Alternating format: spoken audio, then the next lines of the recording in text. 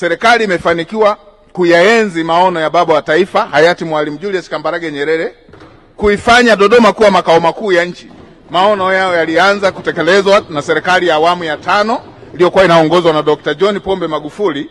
Maono hayo yalitekelezwa kwa kiasi, na sasa kasi imeendelea ya utekelezaji ya ujenzi wa makao makuu mapya ya Dodoma, ikihusisha kukamilishwa kwa Ikulu.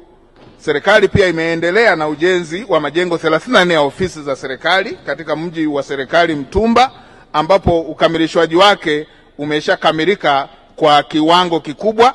Mheshimiwa Spika, kiwanja cha ndege cha kimataifa cha Msalato kimekamilika, barabara za mzunguko wa nje yani outer ring zimeshakamilika kwa kiwango kikubwa, mzunguko wa ndani inner roads zinaendelea kujengwa. Ukamilishwaji wa majengo ambayo miundombinu ya jiji la Dodoma unategemewa na utawezesha wananchi kupata huduma hapa hapa.